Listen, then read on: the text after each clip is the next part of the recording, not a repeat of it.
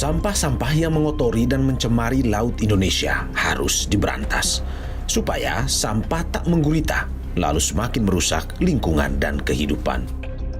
Padahal kehidupan laut ini sangat menopang kehidupan masyarakat kita, baik langsung ataupun tidak langsung.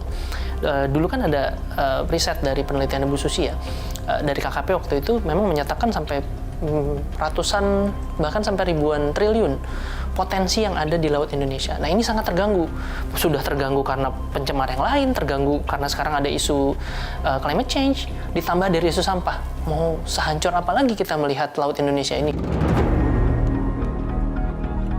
Pegiat lingkungan Environmental Green Society, ENVI Green, menemukan 65 titik timbunan sampah di sepanjang Sungai Brantas. Sejak tahun 2020, ENVI Green menggencarkan kegiatan bersih-bersih sampah yang menumpuk di Sungai Brantas, khususnya sampah plastik. Kita fokus di sampah anorganik ya, sampah khususnya plastik. Jadi untuk dominasi sampah yang kita kumpulkan itu tergantung bagaimana karakteristik lokasi yang kita bersihkan. Misal kita pernah melakukan bersih-bersih di Coban Talun di daerah wisata, maka nanti sampah yang paling banyak adalah sampah produk-produk dari wisatawan seperti botol minuman, kemudian snack air mineral dan sebagainya. Nah untuk lokasi yang berada di sekitar pemukiman warga nanti akan sampah paling banyak adalah household product atau produk-produk rumah tangga seperti deterjen, kemudian sampo, sabun dan sebagainya.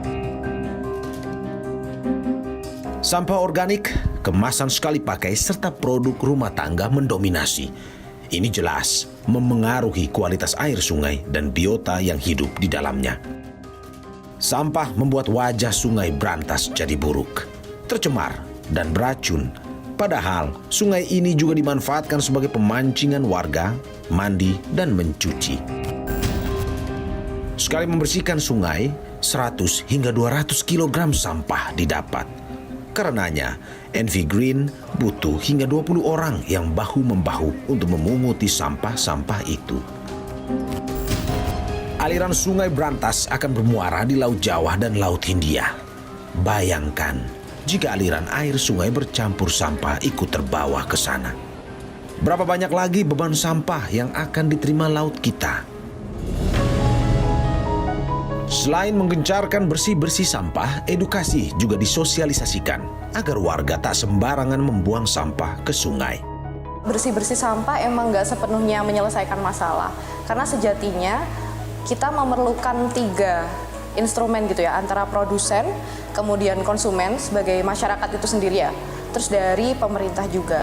Nah dari pemerintah ini, mereka bisa mengeluarkan regulasi terkait sampah, kemudian dari konsumen mereka bisa mengeluarkan produk yang lebih ramah lingkungan. Konsumen sendiri perlunya kesadaran dari diri sendiri sebelum ke orang lain untuk membuang sampah pada tempatnya, memilah sampah, dan juga tidak membuang sampah ke sungai, seperti itu.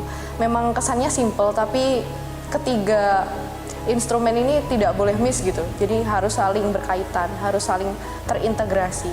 Dan di Indonesia sendiri, kalau menurut kami, itu masih sangat kurang seperti itu.